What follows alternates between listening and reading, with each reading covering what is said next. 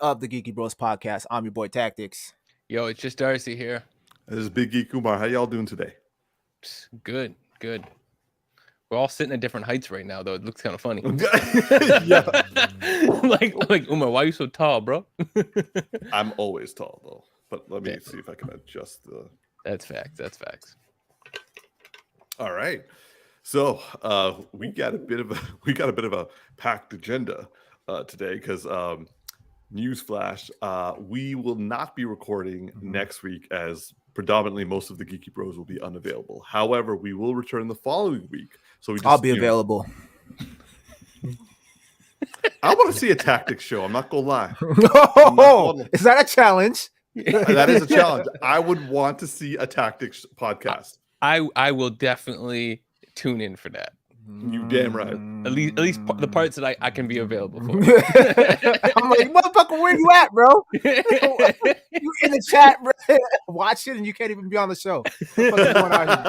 In all fairness, I am going to be seeing my mother, so that is my excuse, and it's always a good one. There you go. In my defense, I'm going to Washington to meet my cousin. Well, better that than Colombia. Anyway, moving on.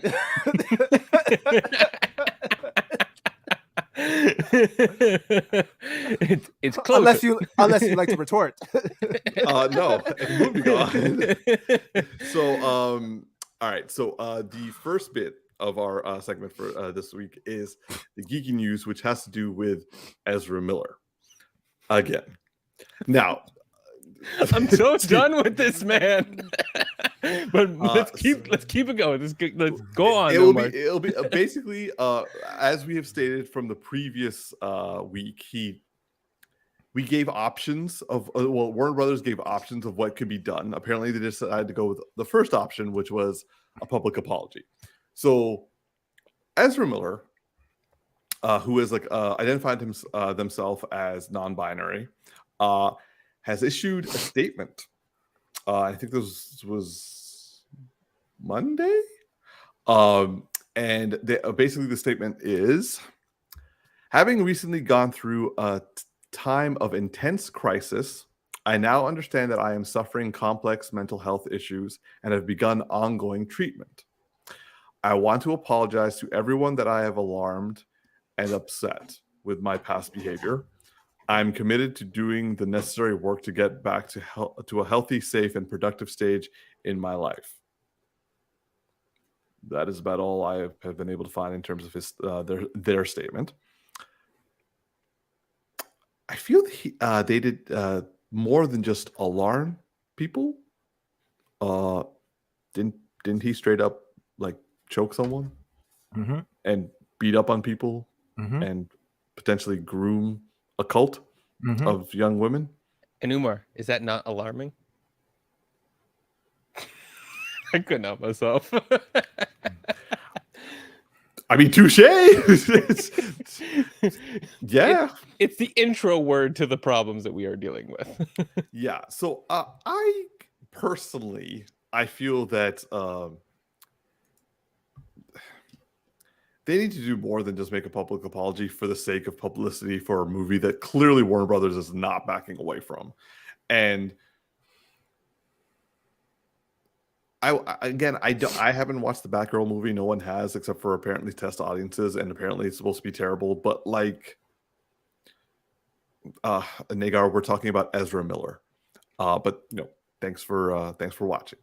And so I wouldn't say that this is a great step for Warner Brothers to take out of the three options they had available to them, where this should have happened a long time ago.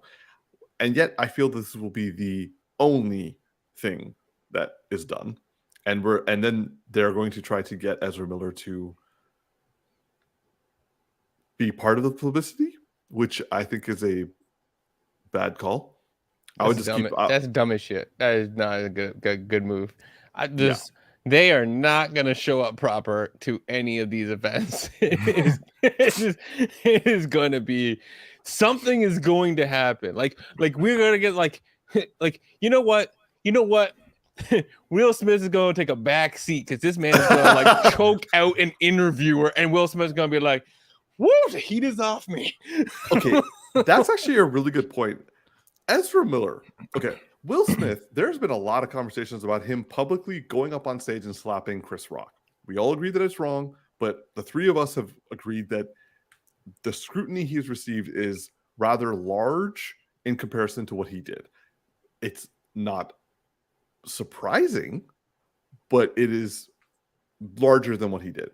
Ezra Miller has slapped more than just one person and has done more than just slap one person. Mm-hmm. And yet,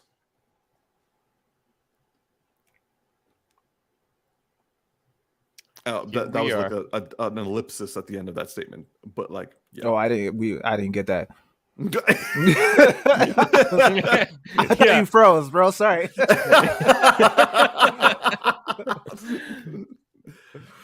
So yeah, I can't help but find a rather large double standard here, and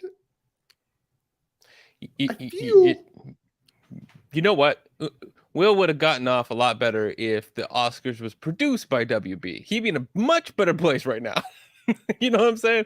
They'd be denying it ever happened. They would like, no. See, you know how sometimes we run an 8-second delay? Yeah, that was just a glitch. You know, we would just put that as a joke. That's not what really happened. Like, come on, man. Anyways, move on. Yeah. T, do you have anything to say of this?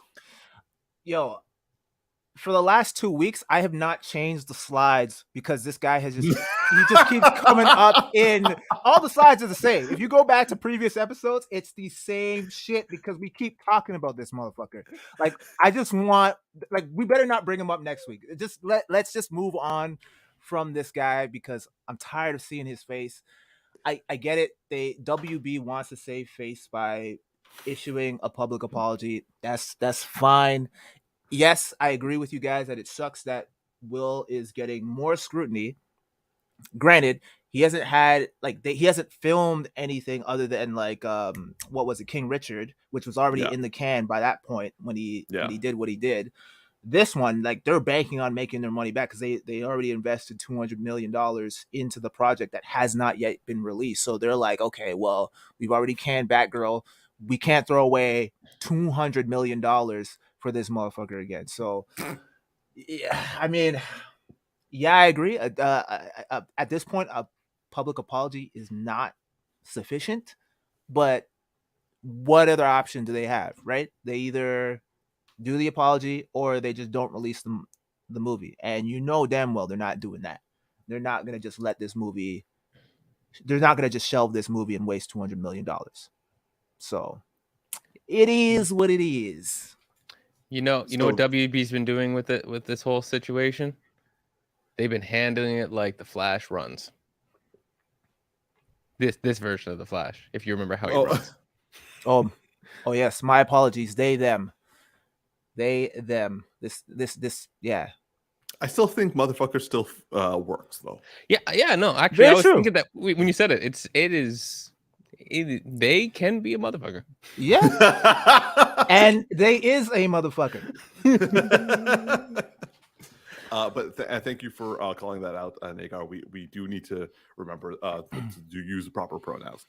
But I'm going to give you both and everyone else watching what you all desire. And moving on. So, the next topic on today's show has to do, well, we're going into full review territory because, like, we got a lot of stuff. We've been watching a lot of stuff, I hope. And we're going to be reviewing a lot of stuff. So the first thing that's going to happen is the review of the latest episode, or I should say the first episode of She-Hulk Attorney at Law. Motherfucker, that was not the order you gave me. I was looking at the agenda slides in advance. I'm like, oh, this ain't gonna go well. Okay, never mind. I got it. Carry on. This is why I wait before I roll the slides. All right. Yes, She-Hulk. We're good. Apologies. So the She-Hulk episode 1 dropped yesterday. Yes, we ordinarily wait a little bit of time before we talk about it, but, like, you know what? Nah, we go talk about it right now. So the first episode was released yesterday. It is going to be, I believe, a 10. Let me just double check that. 9-episode series. It's roughly about 40 minutes long, and it stars me personally, I'm a big fan of her, Tatiana Maslany, who is from Orphan Black, Canadian, and I also believe Toronto-born. And also, we also get, as this picture shows, Mark Ruffalo returning as the Hulk. We also get Jamila Jamil, Tim Roth, and I believe, what was her name? Oh, Benedict Wong is going to be it. And of course, at some point, Charlie Cox, aka Daredevil. Nonetheless, so the first episode dropped yesterday, and this is a focus on the character of She-Hulk, who is the cousin of the Hulk.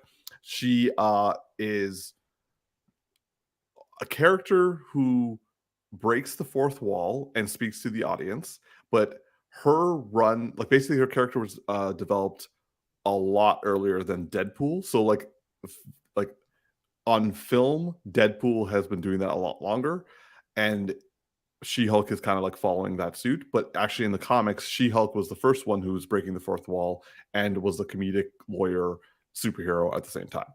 So yeah. And I'm trying to think of any other like background on She-Hulk. The character's name is Jennifer Walters. She got a blood transfusion in the comics from Bruce Banner, who then which made her She-Hulk. In the show, it was a car accident that resulted. I'm fact checking everyone. She was born in Regina, still Canada. So I was somewhat right. Here's another fact. I was looking it up too at the same time. I got beat to the punch here, but I have another fact. Her birthday, she was born literally one day before me in the same year. So she's literally one day older than I am. I'm immediately turned on by that. I don't know why, but I totally am.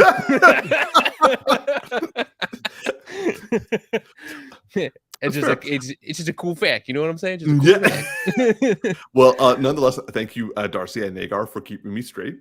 And I also want to say that I have been a big fan of Tatiana's casting for this role because she is an incredibly gifted actress, and I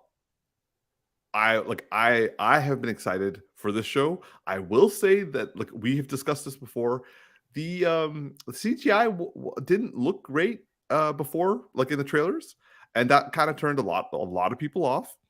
But the early reviews were coming in pretty strong for this, and I was kind of like, and I think at present on Rotten Tomatoes, it is set at 86% of approval ratings from the Rotten Tomatoes from critics. It has a slightly lower from the general public, but nonetheless, it is reviewing well. So the first episode dropped last night, and I'm interested to hear what my bros think because they have not said a word to me. So Tactix, what do you think of She-Hulk the first step? Yeah, so normally I tend to agree with the IMDb rating. That's usually where I go for all of like my ratings, and just to kind of see what the general public is, what their opinions are of certain content. And IMDb gave this thing a 5.8. I was like, gosh damn, that I don't agree with that at all. I thought that this 5.8. 5.8.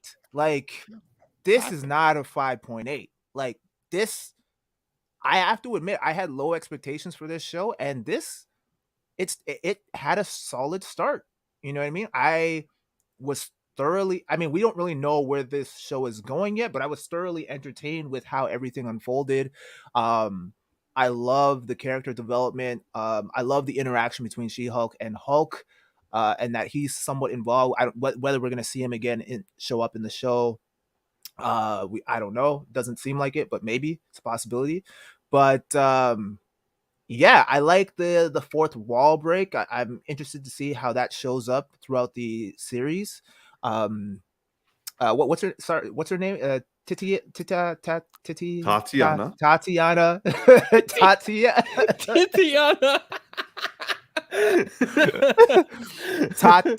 Tatiana is Maslany.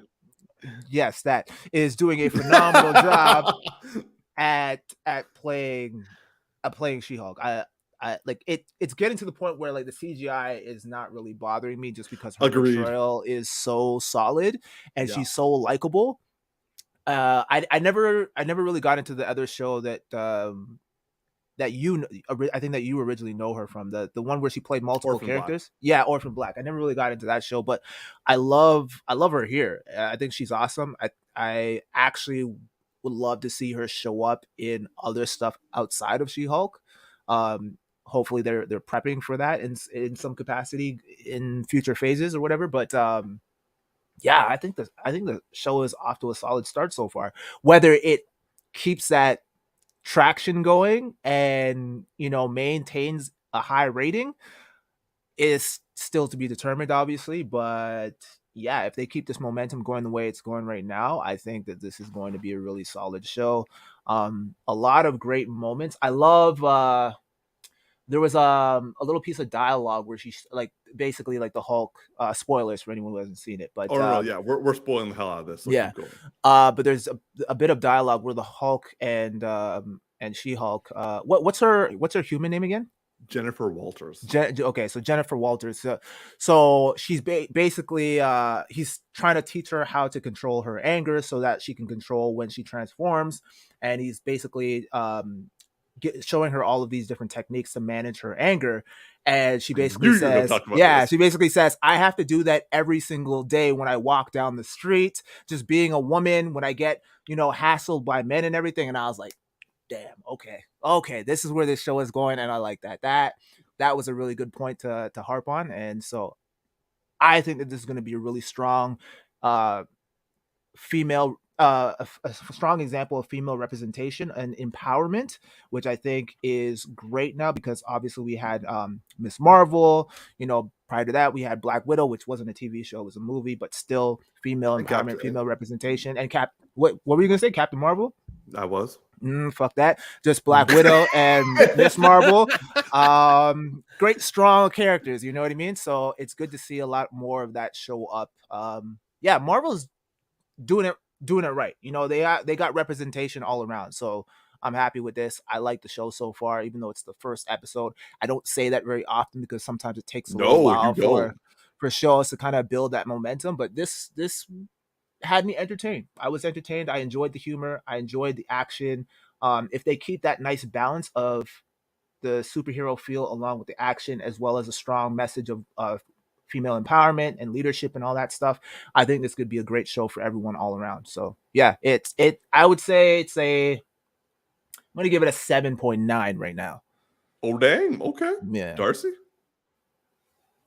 Yo, I was listening and I had a interesting thought, and I'm gonna circle back to this, but I was like scanning the episode really quickly because I'm like, wait, did we I might have picked up on an important detail from the show. But anyways, let me just jump in here. Tatiana Maslany just straight up kills it. I mean, like, I'm gonna go back to the Orphan Black for a second, but I'm like, for me, she is the original. Damn, we lost him. Oh, this is so not fair. This always happens, yo. So not fair. Every single time he's like about to say a point. I just thought I was disconnecting. Where did I cut off? You literally prefaced your statement. Yeah. I don't know what last word you heard though is. We didn't hear anything that you were about to say. Like you did not make your point. I mean, you made it. We just didn't hear it. You just said, about Orphan. Like, I liked her in Orphan Black, and then there it is. Or Orphan Black. Okay, I didn't say that much afterwards. But anyways, yeah, her in Orphan Black is just like her ability to portray so many different characters and be absolutely believable that they were completely different people. It's such a strong portrayal. And then you see her coming to this and like seeing her be like the She-Hulk, but then like seeing her at the end where she's doing her trial and she just like looks like a small, cute, adorable person when she's like you know, like just like when she's in her like lawyer gear compared to like this character and how she's able to, you know, do that, which that strength in her acting of duality, which we've seen in Orphan Black, just as like such a big reason why Feige probably went after her specifically, because he was like, yeah, I mean, this person would act like 7 people in one room and I would convincingly believe that they're different people. So can we find somebody who can play the duality between a Hulk and a non-Hulk, especially when there's like, I love how like, you know, you're seeing Banner become like the smart Hulk in this, which was nice to see, just like that little continuity. And then she just kind of comes out and she's like, no, I'm just me. Like, what?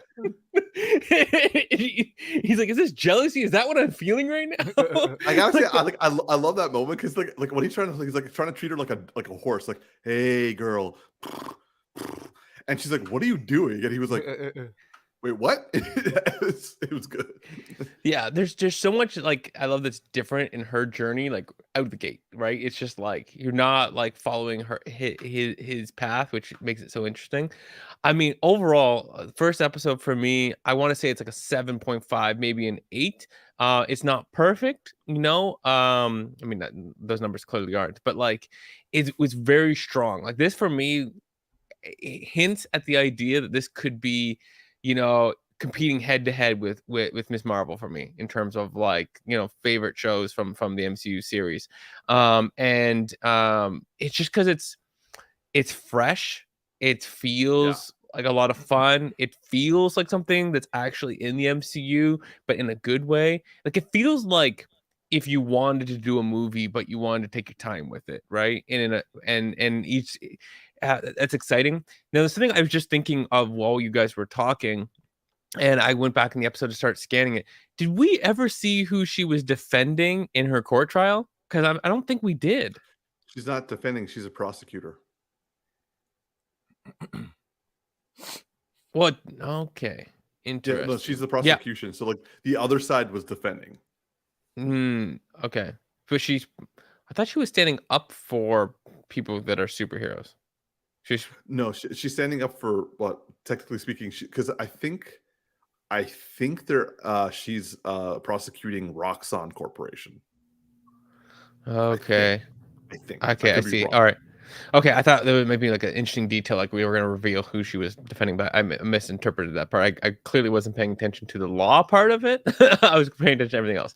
But the thing that I'm really liking, some of the tactics I said that I feel like her role is going to be, unlike Bruce Banner's Hulk, where you know, he kind of shows up to be the muscle, right? For like, and then over time, a little bit of comic relief and whatnot. And because she can balance being, you know, a lawyer and being in the human form much easier, like in terms of her powers, I think she's going to be she's going to be super integral. And I think she's going to draw the next part of the MCU and a lot of the heroes in. And I think we're going to see like random one-off heroes that are just going to show up for like random little things to interact with her, because everyone's going to know she's the Hulk and she's a lawyer. And then all of a sudden her doors are going to be busy. And I kind of see like even the Defenders coming in around her for some reason, right? Like Matt Murdock showing up. Jessica Jones makes a lot of sense. Like, I don't know what's what in the comics, but like Jessica Jones makes a lot of sense being around her because, you know, just like she's a lawyer and Jessica Jones going doing certain things. I don't know. Just like when I see her, I'm like, I feel like the Defenders will be built around her. And then this means we got to get a brand new Iron Fist. And then that'd be amazing. Like, I'm never going to stop hating on the Iron Fist. Bro, no, honestly, like right now they have said that Punisher, Jessica Jones, and Daredevil are all the same actors. Like that's what's going on. No one's talking shit about Iron Fist, and I am good with that. What about Luke Cage? Yeah, exactly. What about Luke Cage at, bro? Luke Cage, I think Mike Coulter is also being approached right now. I think like that deal is in the process. I also think Foggy and Karen are also being talked to as well. Literally everyone but one guy. What about our girl from Iron Fist? that one, she said no to them already. So like she was supposed to be in Shang-Chi. So like maybe she'll come back, but we don't know. Like I am not opposed to them giving a gender swap for Iron Fist, because like I was gonna say the same thing. Like we already know she ready. Like gender swap that. Let's go. Like I'm just so down to like not have him and have everybody else show up. So yeah, okay. But I really liked where this episode went, and I feel like it's setting itself up for a fun show. And I just hope that it's the only thing that could draw this down is like bad writing and structure for the entire like season, like it's too much of this or too fast with that or something like that. But overall, I really like this. Okay. I'm super happy to hear all of this, because like I would give this opening episode an 8 out of 10 for me. Like I said, I love Tatiana and she's killing it right now. And I will say that I was I thought that this would be a random like humorous and also legal sort of like back and forth, but this episode had a lot more heart than I had anticipated. Like her dynamic with Bruce hit every level. You understood that they're somewhat close, but the only reason they haven't been close is because he's been on the run for like 15 years, which makes sense. It also showed that they're both the brains of the family, which is also kind of sweet to see. Like he's like scientist, she's like legal. They have almost like a sibling sort of relationship, which is really nice to see. It also says I loved watching Bruce actually trying not to, but inadvertently mourning Tony. Like, thank you. Finally, someone like who actually because we haven't really seen people talk about like them mourning the big characters. Yes, we've seen Wanda mourning big time, absolutely. Whole season of that. Yeah. We also and yes, we've seen Hawkeye somewhat. No. Hawkeye. You know what? Hawkeye. One good thing about it is that they showed the mourning of Natasha, so that's fair. But I really like seeing Bruce actually showing the audience that hey, he was actually tight with Tony, and hey, he would not be okay with that, with how things fell. And like he did talk about someone who was like missing his friend, and also it was nice to see that he like. I'm glad, like it was harsh, but I'm glad that she called him out on the fact that like you and I are different people. You literally were abused and have borderline repressed yourself to the point that it created another identity. I'm good. Yeah. Yeah. So like I really like that dynamic. Tactix actually the previous slide, if you could show that again if possible. Sorry. I actually really liked, like you were saying, Tactix, like the female empowerment, but also the female representation in this, especially this scene. Yes, it was done comedically, but you also like you feel those women having her back, and like they didn't know what was going on. They made their own assumptions of what's going on, and they all had her back. Like she had 4 people giving her a phone. The people were giving her shoes and coats and like makeup and stuff, and followed immediately by dudes or douches. Yeah. You were gonna say something, Darcy? There actually, sorry, yeah, there was one thing that I really liked about it, which was there was the undertone of them talking about domestic abuse in that scene, right? Because they're just saying like you can't let him do this to you, and she's like, no, it's like you don't understand. And it's like, and they're like, I forget how they responded to that, but it was the like acknowledgement that that if she was in a situation and she was in denial or whatever, they were still holding her down. They were still having her back. And at the same time, there was a recognition of like, in that context, in that situation, like they were respecting whatever she wanted to do, whether she wanted to go and like deal with it or she wanted to like deny it, because, she's in a place of shock. But they were going to like make sure when she walked out that room, she looked better than when she came in.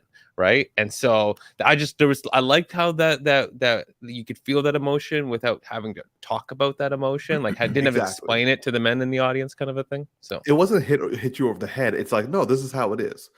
And then also like Tactix, I actually thought about you a lot when she was training with Bruce, because like when he was talking to her about like his spirit, like she called it spirituality, and like he literally went out of his way to be like, it's a science. And I'm like,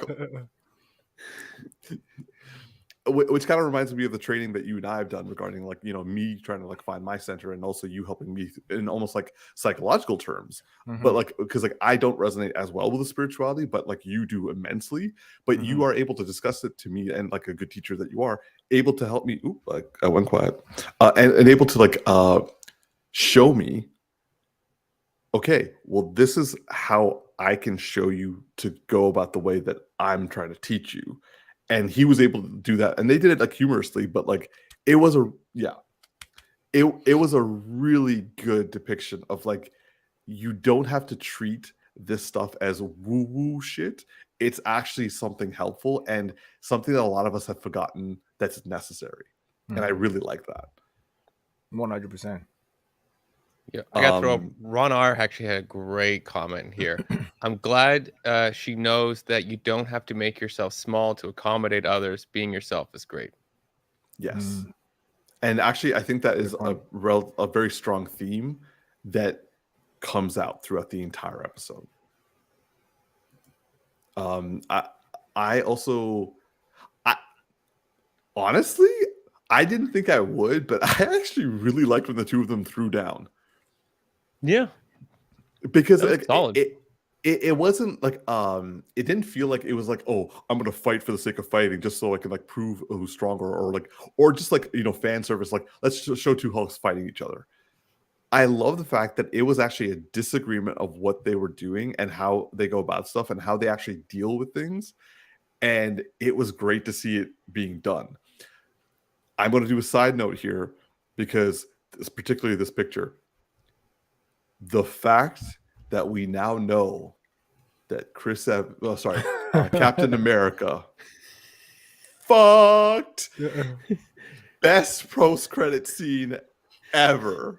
That actually is what upped my rating originally. Because I was like, the show ended, but there was still so much like left. I'm like, there's no way the credits are this long. There must be an end credit scene. So I skipped the credits and I saw this scene. And then she said that, and it cut, and I was like, "Okay, I love that." This show is a 7.9 for me for sure. I love how she circled back to like even Chris, like what Chris Evans had said before about like America's ass. She's like, he's like it can't not have gotten some. Like, this man can't have died a virgin. Like, oh my god, I'm like, that's so fun. It's so fun because she's over here like, I would have helped him out. Like, and the fact that she wasn't drunk is hilarious. Like, oh man, yeah, she and Laura, she can get the information out. Yeah, man, that was good. That was gold. Umar, I want to circle back on one point that you said, and I want to compare something because I was thinking about this while I was watching the fight scene. This is to me what I wish Miss Marvel had in their fights, and it's they're very different powers, but it's a CGI fest, and yet it was. Yes, it was a much more grounded context. You can't do quite the same thing. I get all that, but it was just like they could have made this like gratuitously graphics, like, you know, like they could have just made this like an unrealistic moment, right? Like, oh, they're throwing boulders across the island and knocking each other's like on either side of the island, and just like boom, it's like Dragon Ball Z out here. They could have done that because they're Hulks. They could have made it like that, right? Yeah. But it was a fight that like I believed, and the groundedness, and that's where to me it's like if Miss Marvel had their fights that felt like that, and being all CGI as they were, that show would have been like a 10 for me, because that's what was holding it back the whole time. Is like they get into a fight and I'd be like, can we just get back to the other part? Right? Yeah. Whereas this show is like they get into a fight and I'm like, this is cool. They do all the other stuff. This is cool, right? So yeah, anyways, I'd point that out. To follow up on that, I love the fact that like we see the Hulk smash. And then she like does like sonic booms against him, and I was just like, okay. And just going back to the Captain America losing his virginity, the fact that I know I never thought of it, but like now that Bruce has told us, of course he lost his virginity on tour. He was on tour with he was the only guy with a bunch of women. But like I don't think he actually lost it to any of the chorus girls. I think it was the blonde in the montage. I mean, with that kind of glow up, bro, like of course he lost his virginity, man. Like I mean, he almost lost his virginity the second he came out of that machine. She was like, yeah, bro. He legit went from Urkel to Stefan Urkel, bro. Like infinity, bro. Yo, that is a perfect reference. That is a perfect reference. That is actually. It was the Stefan 2.0.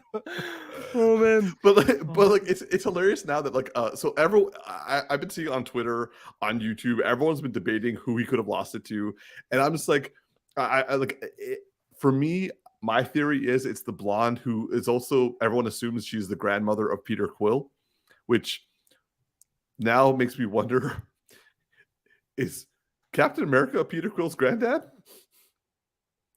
Wow. That his ego will go through the roof. Like his ego will go through the roof. Oh my god. Sorry, great granddad.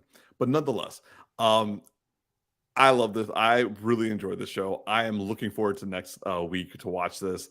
And yeah, I was thoroughly happy and very impressed. Jamil Meal looked awesome, but she was literally in it for 10 seconds. So I'm looking forward to seeing more of her later on. I cannot wait for Daredevil. And one day I really hope that Tatiana and Ryan Reynolds do a Deadpool She-Hulk fourth wall conversation, 16 wall break. I'm just I want that. Give that to me.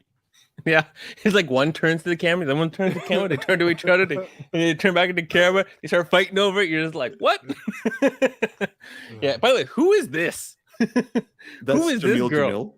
Jamil. She plays a character. Let me just look it up. I forgot this character even existed. Titania. Okay. There it is. Yeah. I'm assuming this is a one and done. I think it's Titania, character. but Titania. But yeah, so I think she's one of her big villains who, if I remember correctly from one of the panels, Titania actually grabbed She-Hulk's fist and kind of just look at her like this, and She-Hulk looks scared. So it's possible she's stronger, but who knows? We'll see. So this character's gonna show up again, man. This character looks like it was straight out of the Luke Cage era, the original. She better get a glow up before the next fight. I was not feeling the outfit. I was like, cool, one and done. This is hilarious. Move on. But if she's keeps showing up, yo, she needs that help from those girls at that bathroom. They need to give her a whole makeover. Not the look. All right, well. Moving on to our final, not to our final topic, our next topic, which is the reviewing of Prey. Is that in line? Yes, it is. Yeah, I'm so scared now. So we talked last week about this from a spoiler-free review because our boy Darcy hadn't watched it, but Tactix and I had. But it has been since watched by all three of us now, and now we are going to go full spoilers into this Prey film. So, Darcy, would you like to start us off with what did you think of Prey? Yeah, this movie is fantastic.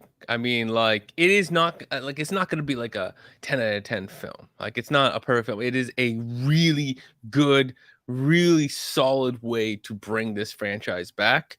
It is how to put this. Let me go negatives to positives, okay? Because I have less smaller on that list. From the negatives perspective, the plot's pretty straightforward. How the alien shows up, they don't really give any deep backstory or any lore building for the alien, for the Predator. We know what they are as an audience, at this point. But there was a lot of conveniences, let me put it that way, right? But in the overall Predator arc of storytelling, they always are convenient in those ways. Like, I was going to say, I'm like this, like that bar wasn't lowered. That's all I'm saying. So like it's completely like on par with it. Now the positives. Okay, first off, this Predator is amazing. Like his fight style is so savage, but I love the more hand-to-hand combat, less like, hey, let's use like guns and just shoot each other from a distance. Obviously, he would have won the fight much easier if that was the case. But and the layering in of like the French assholes, whatever you want to call them, like they just like that was a really like you could have been worried that was either like ham-fisted in, or that would have been very like the French colonizers being there, like could have been felt like really distracting from the story. But it added a great layer of authenticity to the story of like what would actually have been happening to that tribe. But it also added a great layer of, one, interrupting the fight and and drawing it out so you can get more depth out of it. You can get more of what the Predator does. That picture right there is messing with me. That the center part of his helmet there and how it's like, ugh. Sorry, I have a condition called I forget. I have to look up what it's called, but it's like I always call it tachycardia, but I don't think that's actually how you pronounce it. But anyways, it's like when you get a lot of holes in something, it messes with me. And it makes me like feel all kind of sick. Yeah, I hate and that I'm like too. that upper center part of the skull is like, ugh, it messes with me. Anyways, I digress. It's really well designed, is what I'm saying.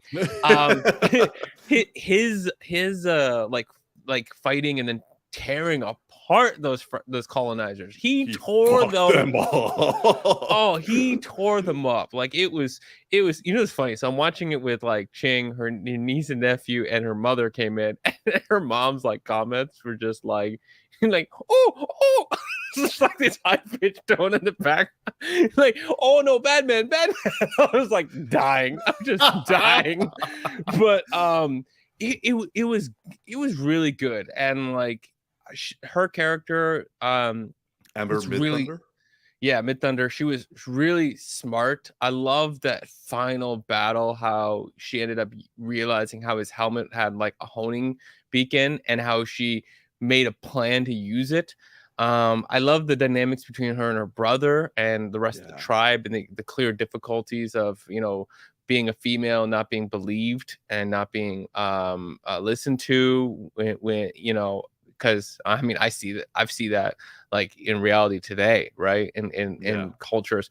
And so and then her brother was like standing up for her, and at times he was also still being tough on her and making her realize he needed to be tough on her for her to realize certain things, but then like acknowledging that her power, and up to the very end. Hilariously, we were laughing in the family about how he's like, that's how you wake people up, when you kick her every morning. And so that was the mom. But we may have done that at our house the next morning. To wake one of the kids up. I walked up and just kicked them in the shoulder. Time to wake up. But yeah, no, it was fantastic, and I'm like super excited about this now, because I'm like, I really want them to do, like, I saw someone post on Facebook, like they're like, hear me out. You take the guy who played Scorpion from the recent Mortal Kombat film, and you do another one where they were in feudal Japan, which I had to look it up, and I'm like, what's the timeline on that? Clearly it's way before, because I forgot this movie was in the 1700s, and like it was way before. So like I came up with this whole plot now where it's like the very first time they came to Earth is like feudal Japan, and they didn't get the data back from the Predator, so they after a period of time and time travel and all that kind of stuff, they decided to send another one out. And then this is the movie we just saw was the second one. And I'd love for okay, now they've realized they've not had two Predators come back. So now the third movie is like, they send like 4 of them or something. And it's more closer to recent times, but we could figure out an appropriate year. Like maybe it's World War II. And maybe there's something like Nazis get ripped up. I'm just saying, like, we got opportunities here to really mess some people up, right? So I'm just saying, like, I'm excited for this as long as I don't go to the level of like the Predator. Yeah, well, like the original Predator, like that could be like no, a final I meant conclusion. The Predator. Oh yeah, no, the Predator or Predators 2, basically, yeah, whatever. The point being is they need to have a level of hand-to-hand combat and skill, and showcasing the Predator skill against a different human skill. Like samurais is a very different than I'm not gonna try to guess remember whatever tribe this is, right? The way I think. Yeah, the way they fight is very different. And so showing the Predators how they handle that shows the skill of the Predator, but then still shows that there's like one smart human at the end who's able to overcome, which is the underdog story we always love. So I just love that. As long as I keep building on that and don't lose it to just be like, oh, that was really successful. Let's bring in the rocket launchers. I'm like, now this film's lost it. Like now you lost the plot. Like that's not how this is successful. So actually, to go to your point, Darcy, like the first film, the part that I loved the most and the part that I remember the most is not everything. Like basically the third act is when he literally creates his own bow and arrow. Bow and arrows. He sets up like man-made traps and like dunks himself in mud and goes out like trying to like kill the Predator. Like that's the part that I love. That's the part that I remember. And so that was essentially this entire film. Yep. So like, and I have been seeing the memes online. It's like, yeah, they're thinking of many things. Like it's like, oh, like go after pirates. I'm like, I don't think a pirate idea is good, but like feudal Japan sounds cool. I mean, African hunters, they're like out trying to get their own food. You all of a sudden you got have a Predator take on the people from the women from the Woman King. That would be fucking awesome. Let's even look at like Mayans. Let's let the Aztecs and the Mayans come across the Predator. That's like several thousand years in the past. Like I see what you're saying, and I agree with you. Yeah. There's a lot of like interesting cultures to go into, but it's the difference of close quarter combat that makes it really exciting. It has to be close quarter combat. It can't be guns and bazookas, because that'll just get boring real fast unless like you're building up to a current timeline and you've built a strong foundation and every film's been good, and then by the time you get to the last one it's like John Wick versus the Predator. I'm like, all right, I can get down with that. I can get down with that. How about you, T? Do you want to give your full review? Because I know you gave like a partial one last time, but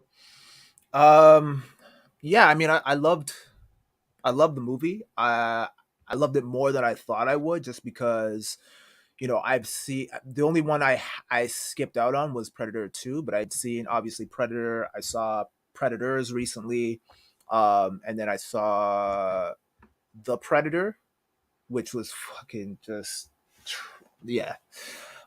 anyway. But I agree with Darcy. I would actually love to see them kind of take it into different time periods where, you are having a Predator face off against the samurai in a different time.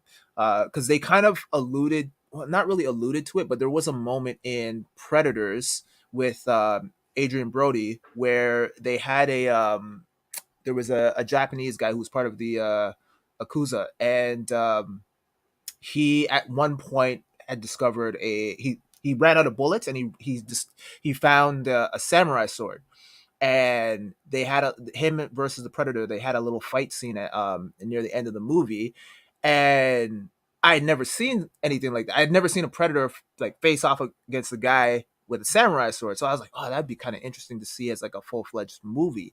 How they would do it and how they would flesh it out, I don't know. But that scene was pretty cool, even though it was short-lived, and the guy ended up dying. But yeah, I would love to see something like that. I would actually love to see like Predators face off against monks, like Tibetan monks in some capacity, where like they go into the lore of like channeling their chi, and they use their Eastern culture to kind of, get the upper hand, and like the Predator kind of has to adapt to this kind of esoteric modality in a way, kind of thing. I think that would be pretty cool and like you get like some Shaolin monks doing like their fighting style and whatnot. I think that would be pretty dope, especially with the hand-to-hand combat type of thing. Oh hell yeah. Yeah, I think based off of like I feel like this movie really set a standard and established a really good format that you can now carry on if you choose to go this route and do it timepiece by timepiece. I think that'd be really interesting as opposed to just always making it a futuristic battle in modern day kind of thing, because I feel like that's been played out now, and I think they need, if they want to keep the franchise fresh and invigorating but also still tie it and connect it to the original, they have to stick to this kind of format, because obviously it's proven to work. So double down on what's working and then build off of that. So I think they finally found their groove with this movie, and if they continue down this road, I think they can make something really good and revitalize the franchise. In terms of my review overall, like I said, I enjoyed the movie. I think I gave it a 7.5 or maybe a little bit higher. I was thoroughly entertained. I agree with Darcy in terms of plot. It's very paint by numbers type of thing. It's what you expect. But again, I wasn't really expecting anything like super epic or anything like that. I just wanted an enjoyable popcorn film that was going to entertain me from beginning to end. And that's what I got. My only real gripe was the design of the Predator. But as Darcy pointed out, I think 2 weeks ago when we talked about it, like it's a reimagining, and like the general idea might have been that, you know, there are different species of predators as we've seen in other movies. So, I mean, I can get behind the fact that like some of the earlier, like I guess, species of predators look a little bit more, I guess, prehistoric, more primal, and then as they kind of evolve, they literally evolve into what we know of the Predator from the original, and obviously all the other ones in all the other movies in the franchise. So, yeah, I mean, is a small nitpick. Overall, I enjoyed the movie. The main actress did a phenomenal job. Everyone did a phenomenal job, but obviously her being the star and her being on screen the most, she pretty much carried the film, and so she did a really good job. She was likable, enjoyable, and believable as someone who could take down the Predator, because she showed resiliency and grit, and yeah, she was dope. So yeah, I enjoyed it.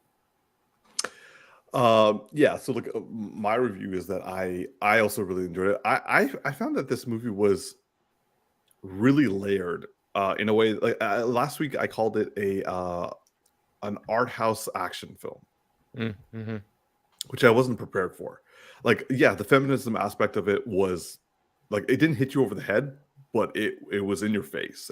But the thing is, it was, since it was entirely from her perspective, you can't help but see how she's treated for wanting to be different than a gatherer. Like, she doesn't want to be a gatherer, she wants to be a hunter. And what I really loved was the fact that like her brother was supporting her until like she wasn't supporting him, because like he had her back with his friends, but then when he came back with the lion's head, and she kind of like walked away from him being considered war chief, he was like, "Yo, we did it!" Like he went so far as to say, "We did it," and she was like, "No, you did it." And he was like, "Yeah, you're sorry." She's like, "No, we didn't. There's something else out there." And he's like, "Okay, man, like you're just being mean." And he's like, "No, I did this because you couldn't do it." But then he had her back. He's like, "No, I need to go find my sister." And then he's like, "Yo, that was what you were choosing? Like that's what you chose to hunt? All right, let's do this." And so that was good. Yeah, like I really liked how they showed the different styles of predators and prey throughout the film, like the theme of like what it means to be a predator and what it means to be a prey, because you saw it in the animal kingdom, and you saw how the predator chose to go after the ones that were hunting. He never went after the ones who were being hunted. And like you said, Darcy, he's a more feral one that wanted to like his fight with the bear. I'm like, my man could have just shot that thing. He's like, no. I'm gonna break its neck. And then and then you see obviously the Comanche tribe like hunting deer and hunting a lion, and but then you also see the difference between the predator and the Comanche compared to the French colonizing fur traders that were so wasteful with the cows or the bulls that they like literally stripped them of their skin, of their fur, and left them to rot when like the Comanche and other Native Americans needed that herd to survive. And then you see how they like, and it's funny because like they're all speaking French with no subtitles, so like we're not allowed to know what they're saying, but you know what they're saying. Mm-hmm. Yeah, Unless you know you speak racism French when you with see it. it. Yeah, you know brutality when you see it, and yeah, the scene where the colonizers get fucked, they get fucked up. Like to the point that even I'm just like, oh, like I would say that is possibly the worst net I have ever, like a technological net that I've ever seen. I was just like, yeah, if you were looking to make melted cheese, you got the right product. But like, oh my god, it's not what I thought it was when I bought it on Amazon. Damn. I was like, motherfucker, shit. And I have to say, like, this time when the Predator left a detonating device and just like booked it, and everyone's like, yo, what's that? And then one dude is like, I'm gonna back away from this. Everyone's like, I'm like, you guys, like, this is Darwinism happening right here. But yeah. But yeah, like I gotta say, like seeing the different styles of predators, seeing the different types of prey, the different types of treatments, and also just like overall, just I found it to be a nuanced film. With like the plot is like a typical Predator plot, obviously, but done with such subtlety and nuance, and like I loved to see her evolution. I loved seeing how they showed the Comanche tribes, like how they use the environment around them. Like especially they made what was it? What is it? What you used to carry people? It's I know what you're talking about. Yeah, it's stretcher. Not stretcher. They made a stretcher out of like twigs and leaves and like the bark of trees. She made a rope from the bark of trees, and like they made like flames out of amber. Honestly, like it's to watch that and like to see that part of their history and culture being brought to screen was like I found that very rewarding. And yeah, I found the acting to be like literally there was no weak point. I would say my only gripe, which is small, is that like and I know Tactix was very much against this, and Darcy and we were for this. I would have preferred them speaking Comanche the entire time with subtitles. I know. I'm just saying the actors are like the dudes like okay, first of all, the guy who was like pushing her around and she like got into a fist fight with, she fucked him up. You know what? The Umar on that point about the language, I just want to jump on this real quick. Is like I actually didn't mind it. They were flipping back and forth, and the reason it didn't bother me because I thought it was going to be like this. We're going to speak Comanche for 2 seconds. Then we're going to switch. Like, we're just going to do like that thing where you kind of like blur the lines and all of a sudden I'm speaking English. And it's like, audience, they're not speaking English, but we're making it for you. And that would have bothered me. But actually, the way it was presented to me, maybe we bring the question, hey, did these people already interact with English colonizers? And that's why they speak English. Right? And that's what it presented me because they were going back and forth, interchanging it as they were bilingual. And I was like, oh, they must have already dealt with like the English, like fur traders and stuff like that. And so I'm like, okay, then I don't know if it's actually accurate, but it felt like that was what was being presented. And then that felt like it was grounded in a reality, not a hey, you don't speak Comanche, so we're not gonna even try and help you out, Yeah. Yo, when she tore off his mandible and stabbed him with it, I was like, fuck.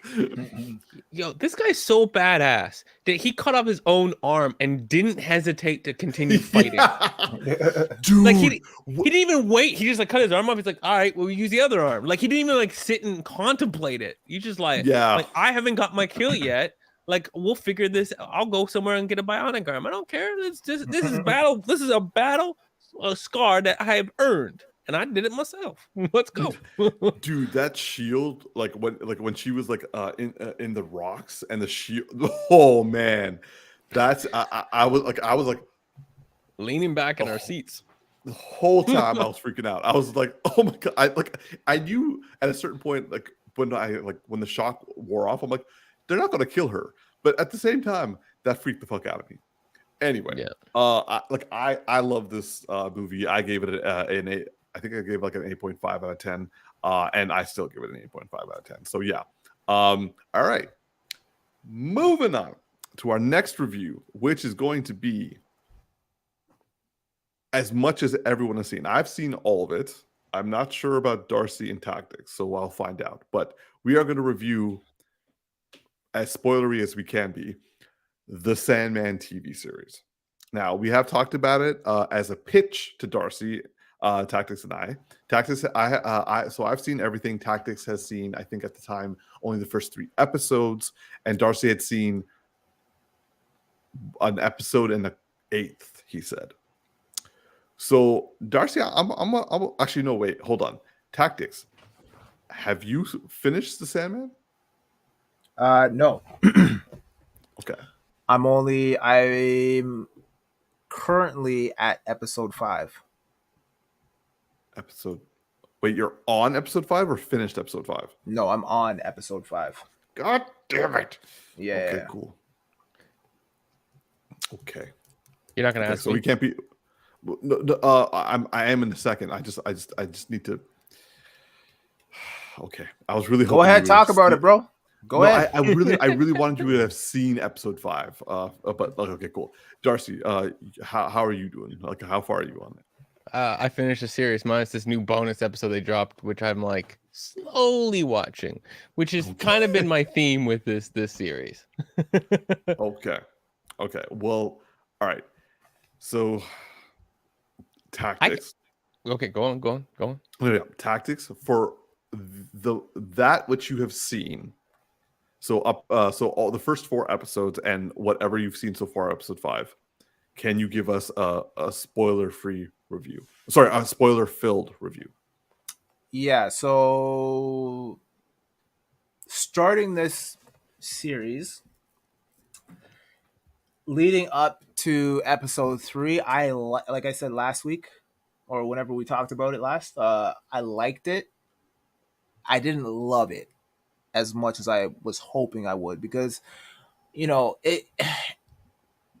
on the lower level of things that I was anticipating to come out, because as we mentioned before, this was originally supposed to be a movie, and then they turned it into a Netflix TV series. So given that I'd been exposed to the graphic novel a long time ago, kind of really I enjoyed it. I enjoyed it for what it was, and I was hoping that my expectation would be met, and it didn't quite get there for the first 3 episodes. Like it was enjoyable enough for me to carry on the series, because it was enough to like feed into my curiosity. I was curious as to like how the story was going to play out and how it was going to relate or resemble that of the graphic novel.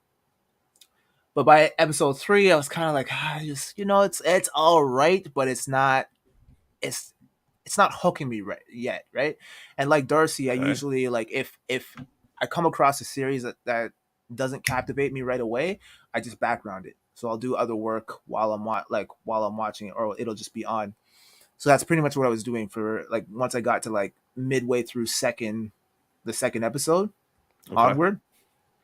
But then I got to the 4th episode where they go to hell, and Morpheus interacts with Lucifer, and then they have that that epic, like it came off like a rap battle. I was like, oh shit, man, this is like 8 Mile and shit. You know what I mean? Like this going back and forth, and I was like, okay, this is dope, yo. Like this is fucking dope. So yeah, I loved that scene, and based off of the screen pics that I came across, I know Lucifer is going to show up again at some point. So that's going to be interesting. I feel like you're right in that, because I remember not Darcy, sorry, Umar. I remember you were saying that 4, 5, and 6 are really, really dark in comparison to the other episodes. And I really like the dark aspect of the 4th episode, especially with the other guy, the old guy, and the lady who's hitching a ride with. Like it's just like that whole dialogue was just very eerie, and I was like, oh my gosh, is this lady gonna die? Like it had me at the edge of my seat, so it had me captivated throughout the time that I was watching. So I was like, okay, I'm starting to like where this is going, and if 5 and 6 are gonna deliver on this same level, then this is something I could get behind. But then I spoke to Darcy last night, and he was saying that after 6, everything kind of seems like it gets resolved, and then it kind of transitions into a different storyline. And he basically said that it felt like 1 through 3, 4 to 6, and then 7 onward were like should have been like 3 separate series that were extended and built to something, as opposed to just having it be like a random arc. Because I can kind of see that, because it seemed like the whole thing with Constantine could have been its own type of thing that was explored. And then obviously I'm only at episode 4, but I feel like that whole thing could have been extended and like fleshed out a little bit more, and that could have been its own story in a way. I mean, I'm speculating right now, because obviously I'm not that deep into the series yet, but I as of right now I can kind of see what Darcy is saying, and if as I progress, if it further validates his point, then yeah, I can understand that. Okay, I will say that, like, I'll just like chime in just to say that you guys are aware that this is literally adapting and quite faithfully the comics. So like this is to some degree is episodic, but also connected through story arcs. And comics have story arcs, and then they go to another one and another one. And also TV series is like back in the day before we had streaming services and they had like 25, 24 episode seasons. There are a whole bunch of like other like arcs within a season.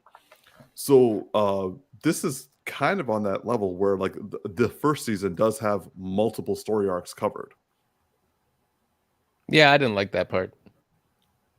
You don't like multiple story arcs in one season?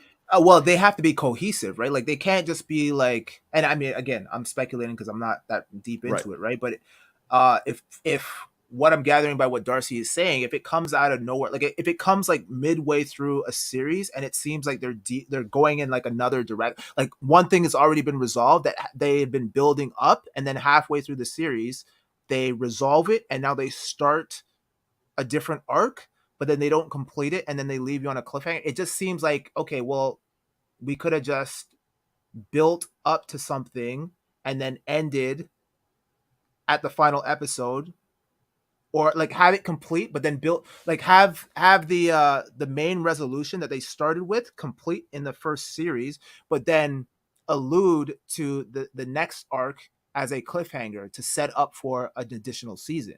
Like how they, like that's just seems like to be like the formula that we're typically used to. If like you look at any TV show, like they build to like they'll have like mini arcs in between, but usually like each episode will resolve itself, and then they'll build to something. They'll resolve that arc. Like look at Superman and Lois, for example, where it was like what's the guy's the villain, his cousin, you mean his brother? Or what? Yeah, sorry, his brother. It's like Talro, yeah. Yeah. So they had built to that whole arc, and then they resolved it. But then there was another thing that they alluded to at the end of season 1, and it led to a cliffhanger. And then in season 2, they jumped into that arc, and then they progressed from there. But if you're doing that like midway through the series, it just seems like they're trying to condense everything into one season. Does that make sense? I do understand what you're saying. I just feel that I guess I disagree. But I'm trying to be careful of what I say because you haven't seen it. I would say that. Oh, actually, hold on. Before we go to that, I actually want to hear Darcy's review because you're agreeing with what he told you, and I kind of want to hear him like. No, I'm just playing devil's advocate because I haven't even seen any of the other stuff, right? So I don't know. He could be way off, and I'm like, I don't agree. But I'm just. But you see what he's saying. You see what he's saying. Yeah. So let me just jump in because there's a lot of talk about what I'm saying without me saying it. So all right. So what Darcy's saying is. So let me put it this way. This show,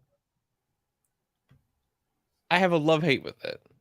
And it is, Tactix is right in that I have 4, 5, and 6 I felt strongly about. I also enjoyed episode 9, and the rest of it pretty much lost me. If I remember correctly, I think I was just looking up. 9 is the convention. I'm just trying not to spoil anything for Tactix, but the convention episode, I really liked it. The show is good and captivating when it's dark, and when it switches off the dark tone, I just completely check out. Like the tone shift for me is too dramatic that I'm just like when it goes into anything that feels like a cross between Lord of the Rings and Harry Potter, and like you go off in this this dwarf like little town, like it's not really a dwarf town, but like where the friends with the gargoyles, I'm like, I get so checked out immediately once they come in because it's tonally like it's like going from like Candyland to like Arkham Asylum, and I was like, what the hell kind of shift was this for me? It just loses me. So the thing that I'm trying to articulate Tactix without being a spoiler, which is why obviously what he's articulating sounds kind of weird, but Umar, you might understand what I'm trying to say, is that the for me the first 3 episodes were it was taking too long to get to the main story. And then 4, 5, and 6 I thought was the main story, but the end of 6 has a resolution to a major problem. And then once they resolve that, for me that was like it lost the grip of the show after that point, and I felt like there was a whole other arc that was technically the actual entire arc for the whole series. But the problem was the way it felt to me, it felt like it just got introduced at episode 7. Like I felt like when I got to episode 7, I didn't get enough of this like behind the scenes type thing that I was checking out, and it wasn't like gripping me. And I was thinking of what Umar, you said you didn't like some of the acting, the latter part from some of the characters. And for me, I didn't have a problem with the acting. I thought the roles that they were playing, they hit them spot on. The problem I had was I felt like the show didn't set it up for me to be invested in them. So I didn't give a crap about them, but I thought they executed well, and I thought that things weren't edited well from a series perspective. I don't mean like in a per episode level. And you talking about the comic being episodic and it's being episodic didn't present well to me because the thematic tone of the darker episodes was very like HBO level. And I wanted the whole thing to have an HBO like delivery. But then it was like, you can't have this like wildly interconnected plot, but then come off like Black Mirror at times and be like, wait, what? We have all the same characters, but like you're just gonna switch the so different from me that it would pull me out. And then by the last episodes, like the episode 10, I had it in the background. I couldn't even watch it. Like I was bored. I was just like, I would rather work and just let it finish. I was just bored with it. I was like, I didn't care about this whole, I won't say it, but I'm going to say the letter V so you know what I'm talking about. I didn't care. I just didn't care. Like it was supposed to be interesting and it was almost interesting. And I was like, I'd rather get work done. Like that's just it just lost me. So the all over the place part, where this episodic thing, it wasn't working for me. So it was love and hate. What would you give the season out of 10 then? I'm actually interested. It's like I really want to give it a higher number because of the episodes that really gripped me. Because when it was good, she was great. But when it wasn't, it just wasn't there. And for me, it's like 6.5. It's like 6.5 for the whole season. Like you know who they could have taken lessons from that would have made this work better for me. Because this whole episodic and trying to push things together, they honestly should have gone to Donald Glover and take some lessons. Because Atlanta does a great job of being all over the place, but yet somehow I never like lose the plot, and yet they still somehow tie the most random things back, and you just accept it, and it doesn't lose me. It still grips me, and this would just like they would just lose me at times. And I get being faithful, but like how to put this? If you're reading a comic series or like a larger comic, and there's like how to put this? I'm gonna back up what I'm saying.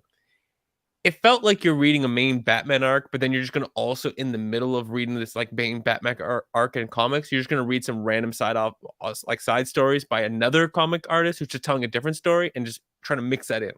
That's what it felt like for me. It's like I'm gonna read this main canon arc, but I'm gonna also just incorporate things that are not part of canon, not part of the story at all, but also include Batman. So gonna slide them in here, half an episode or whatever, and I'm just like, what? Like I was focused on a story, and you just shifted on me in the middle of something, and I'm lost again. So, yeah, I don't know. Like I loved it when I loved it, and I hated it when I hated it. So, and to you, like, would you say that you kind of are of a similar opinion, or would you like of you that you've seen so far? Well, I've only seen up to episode 4, so 4 I really enjoyed, and given what Darcy said, I'm probably going to enjoy 5 and 6, but then I have very low expectations for all the consecutive episodes. So, okay, it's interesting, Darcy, because I think like I've seen the final episode. And sorry, the latest episode that got dropped today. And I will say that I overall enjoyed the series. I think I would give it a 7.5. However, my problems with it are at the same, generally at the same time as you, but for different reasons. So like I said last week that episode 7, I was actually fine with episode 7. Episodes 8, 9, and 10 were my problem. And the reason they were my problem was the acting and the directing.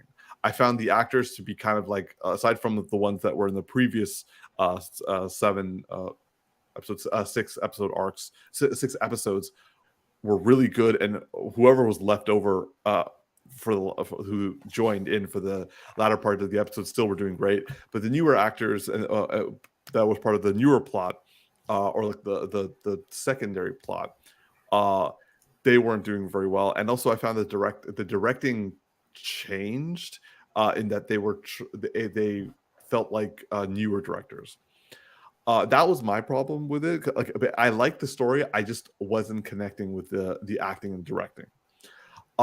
In terms of narratively, I personally I would disagree with you, Darcy, because I found that, but then again, I am used to reading comic book story arcs, like, and also like watching anime, watching live action TV series, watching movies, and reading books, and all of that. They all have their own narrative thematic differences. You can't say you can watch one and you can easily watch the other. Like they all have different ways of how you enjoy something. So this show for me did a really good job of bringing the experience of reading comics to screen,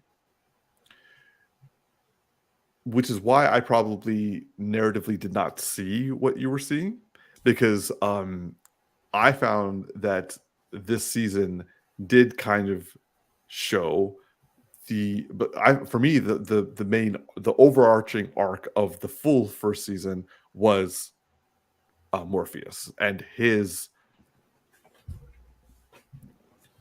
development, his character development, where he from where he started to where he ended. There is character development, and the villain or villains of the season were involved, and basically what happened in the first episode, the ramifications of which came up in the last episode.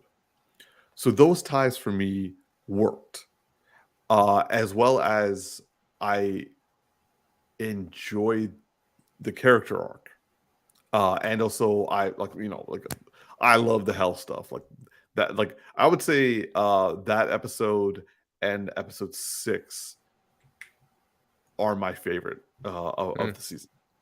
Rap battle's badass. I can't lie. That rap battle kicked ass. Yeah, that was the most epic level. I also really enjoyed, like Tactix was saying, the conversation between the driver and the patient. Mm-hmm. And also, I love the exploration of hell. I found the fantastical, supernatural elements of the show just magnificent. This is my bread and butter. This is what wakes me up in the morning and makes me happy, sort of thing. So this is the supernatural, and the fantasy. I just want to mess with you, man. yeah, I know. But I do actually like the depiction of the metaphysical as well. So for me, this show was already giving me the mythology that I'm a fan of. I will say with the final episode that the 11th episode that dropped today, it kind of the way you described the love-hate relationship with the series overall, Darcy, I would say that I had a similar, I would say I have a really predominantly love to okay with to borderline bored. This last episode, the first story arc was an animated story, and the second part of the episode was a completely different story. That these are both adaptations from from Neil Gaiman's comic book. I wasn't a huge fan of the animated, but I appreciated what they were trying to do, and I fucking love the second part of the episode. And I kind of wish that they had just done two smaller episodes to make it a 12-episode story arc. But I do like the one-off stories, and watching Buffy or watching 24 is usually an overarching one, but basically watching the old 24 episode stories, I'm used to seeing bottle episodes or individual episodes, and with this series, it gives me the episodic, the bottle episodes, but also all of it is consistent, and based on what I know about the Sandman, they all lead somewhere. Just like certain things that were brought up in the second episode did eventually actually lead, and also in the 5th episode, did actually lead up to some things that were brought forward in the 9th and the 10th episode. And I mean, T, I'm actually really excited for when you watch episode 5, because I think Darcy and I will agree that episode fucked up. Yeah, there were some moments. Yeah, there were some moments. Yeah. So nonetheless, I do recognize what you're saying, and Darcy, and I can get what you mean, Tactix. So this isn't me one of the times where I'm how you guys not loving the stuff that I'm loving. I get it. I get what you're at. So I respect what you're saying. Umar, I will say that I agree that I think that directing is my biggest problem in this. In that I would agree. Directing and overall the art, I want to call it editing of the series. In that if certain scenes were placed in different episodes and one director or one overarching director controlled the tone of the whole thing, this would have jumped for me. But it's its all over the place nature was just like I'll give you that. Like don't bring me up on a high just to just do some of the things it did. No. Yeah. No, I'm with you on that one. Okay. All right then. So moving on to our final review of the evening.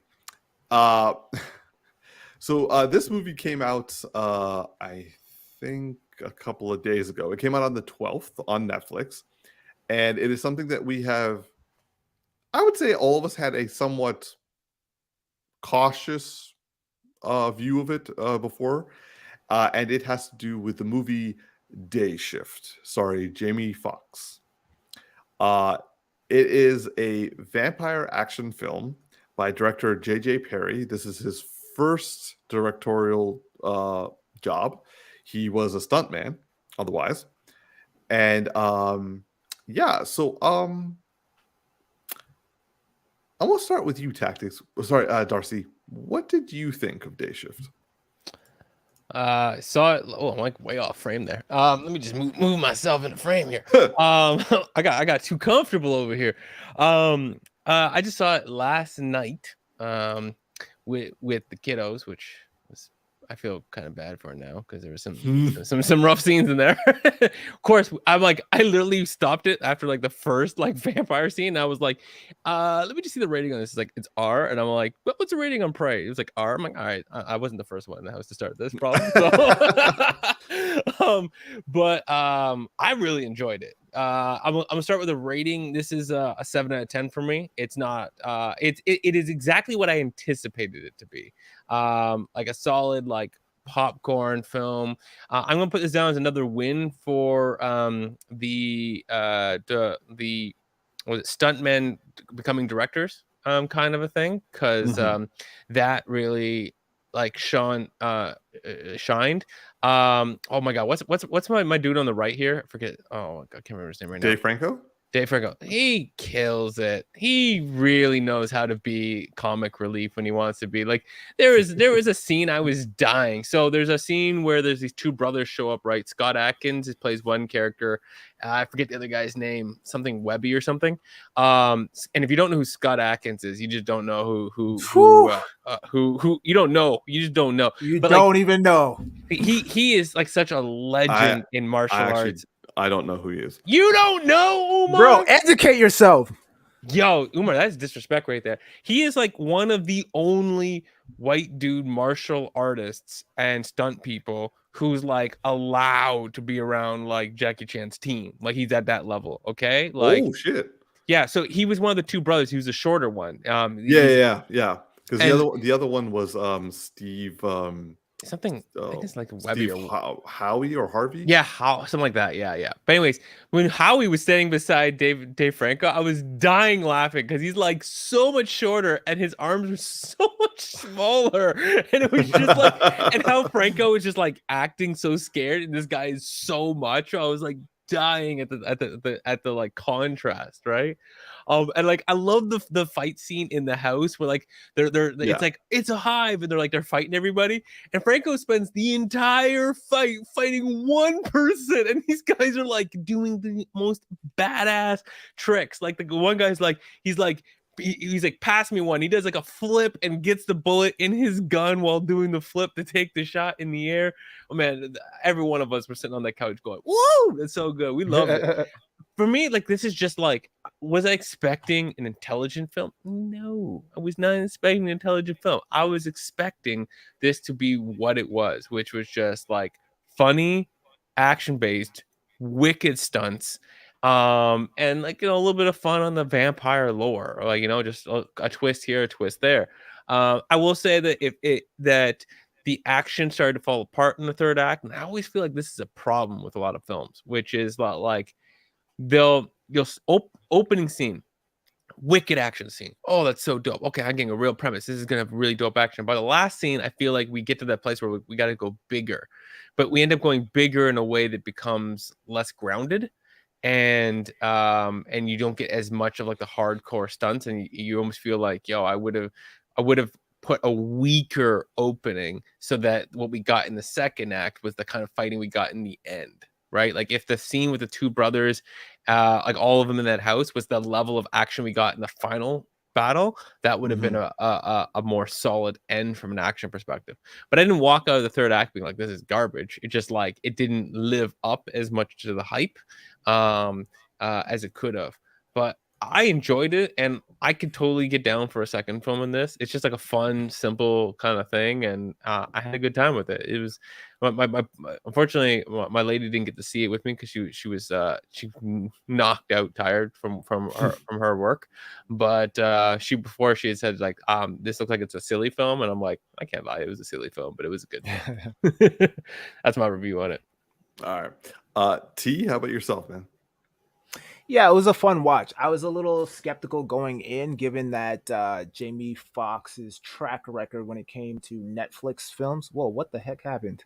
Yeah, I switched it, bro. Oh, that was you. I was like, all we had was the poster. So I was like, yo, did I hit something on my keyboard?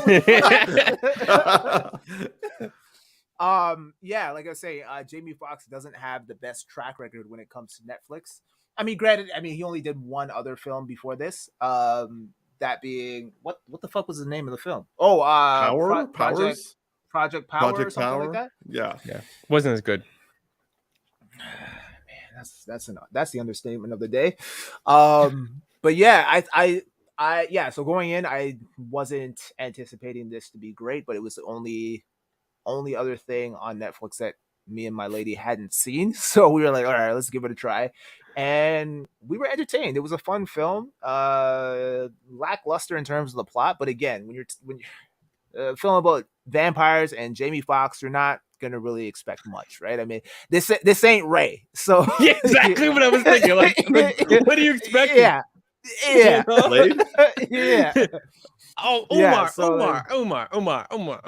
Blade. You expecting Blade? Snoop Dogg was cast. You ain't getting no Blade, man. Yeah. You ain't getting Blade. 100%, yo. But I agree with you, Darcy. Dave Franco was hilarious in this. I feel like he's hilarious. Like he's never not been hilarious. I feel like in every movie he's in, he knows just the right amount of comedy to deliver, and he delivers it so well. Like I always crack up laughing whenever he's on screen. And I gotta say, like, my favorite part was when he tried to like give fist bumps and the guy just put his hand down. Or like like his favorite suit that killed me. Everything about that suit was amazing. Yeah. Yeah, and I enjoyed it overall. Jamie Foxx did his thing, obviously. It was cool to see Snoop Dogg, even though like Snoop Dogg is just being Snoop Dogg at the end of the day. Megan good, looking good. Megan good, looking good. It's so unfair. Yeah, she comes on screen, you feel like you're cheating. Yeah. You start having all these like, avert your eyes thoughts. You like having inappropriate thoughts. Like I shouldn't be thinking this right now. 100%. Oh my goodness. Yeah. There was one scene where they made mention of like.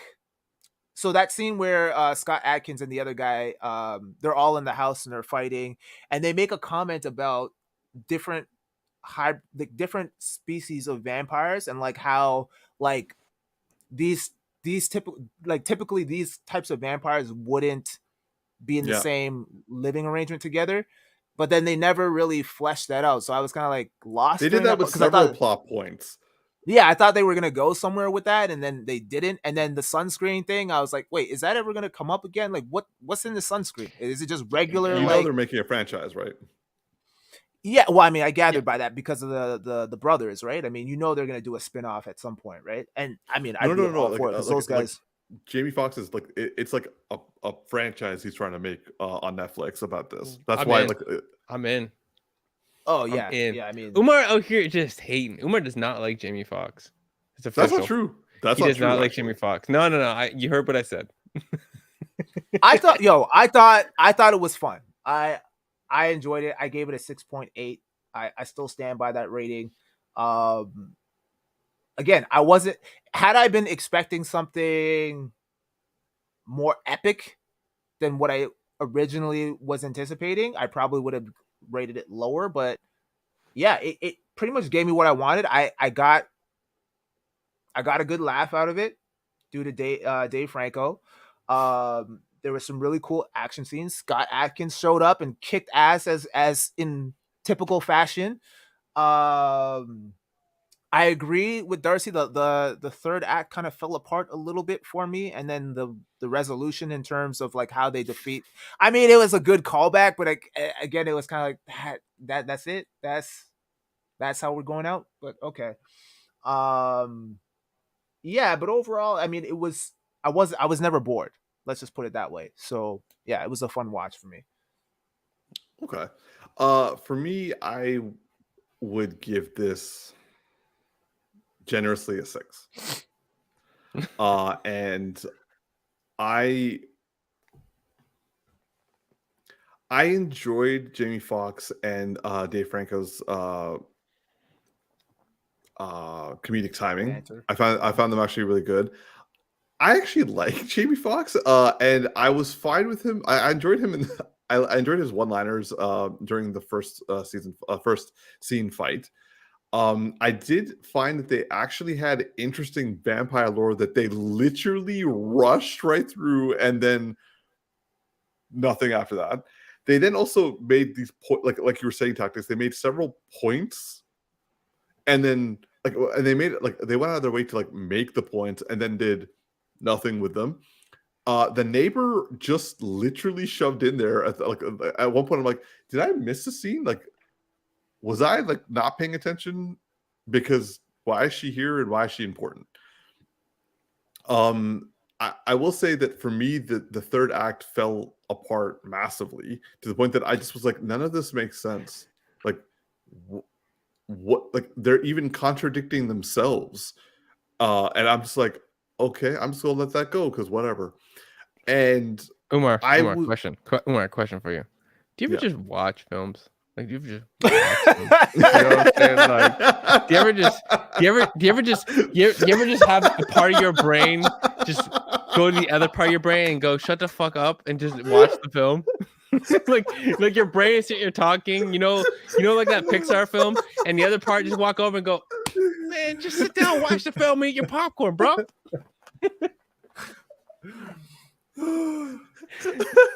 No. Maybe you should try it sometime. You know, I should. When you go into like this, man, it's like just you're setting the bar too high. You're setting the bar too high. Bro, I will say this is like as on point of calling me out as like when we were watching Justice League and Tactix turns around and be like, we get it, you don't like it, just stop breathing. And I'm just like, I'm sorry, I was trying. And you're like, you keep eating pizza, that doesn't stop you from making noises. I was like, these are facts. Yeah, this is how you eat the pizza. Like, right.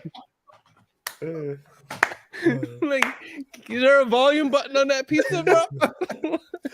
So not fair, and I hear you, but like, So for me, I was this the entire film, and I'm just like, all right, like I would say like if you want to turn your brain off, something I can't do, but if you want to put this on, have it in the background, use it to code, use it to like when you're doing your laundry, having it play off or something like that.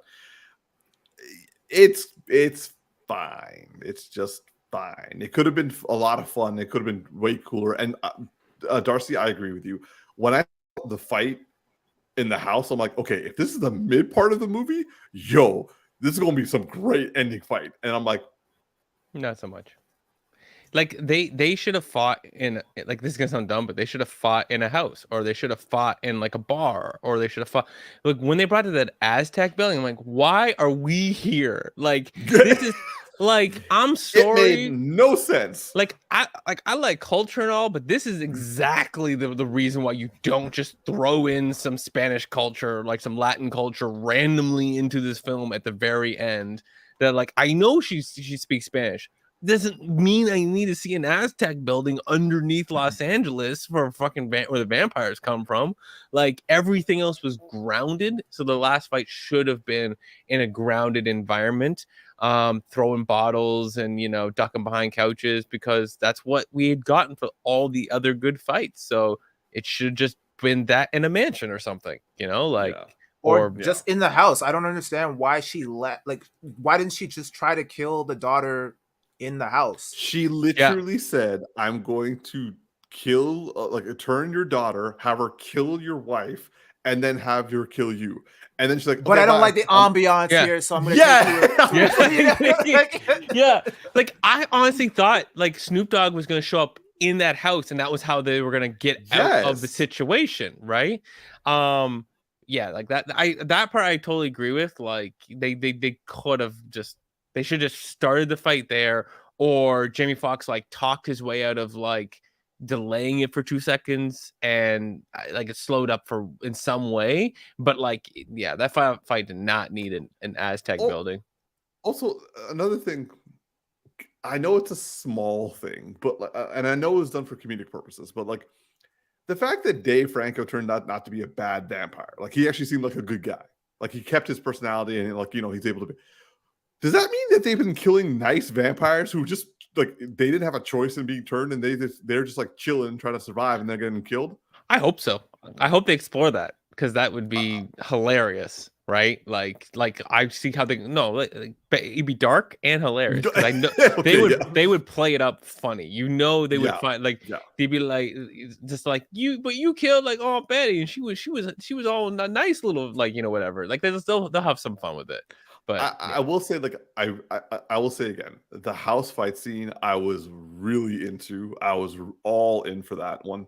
I love the humor in it. Dave Franco does a good job, but I really like him and Jamie Foxx together. Like I also look at Jamie Foxx is like someone was one. I was like when he got thrown upstairs, he's like, "What the fuck just threw you upstairs?" It made me start laughing. Yeah, it was so good. I just loved how like inventive the choreo for like their fighting was. Yeah. There was just so many like let me just put a clip on your back and load my gun, and then I'm gonna use like the rest of this other clip to like, and just like the way they would like tag team off of their bodies or environments was just so smart. And like when you watch like and learn a little bit more about like stunt choreography should tell a story of how they have to solve problems through the fight. Otherwise it is pointless, right? Or it has a significant impact on the story, like two swordsmen dueling it out for the big moment, and like how everything goes and how it makes you feel and the grips of it, right? And this told a fantastic story through every fight scene up until the Aztec. I mean, they had story there, but like it was lost. Anyway, so yeah, like this movie was fine for me, and I could have done without it, but nonetheless, like I hope the next movie is better.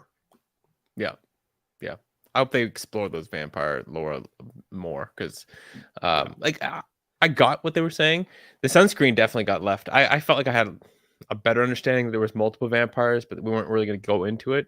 But yeah, they definitely have a lot that they can explore there. So yeah.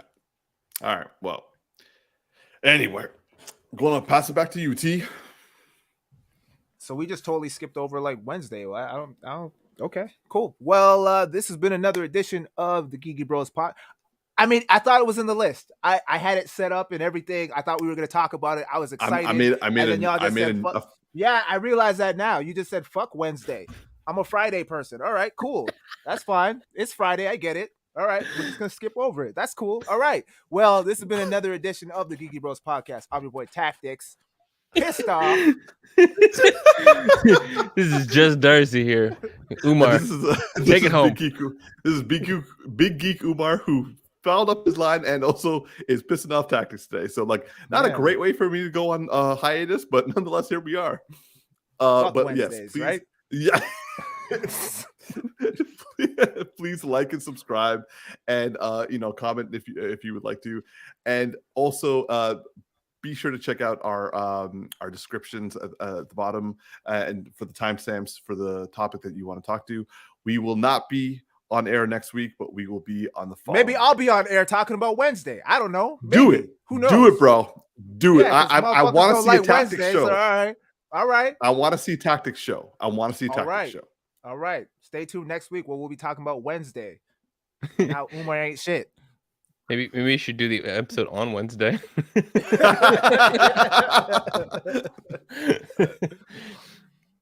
All right, y'all. We out. The volume process.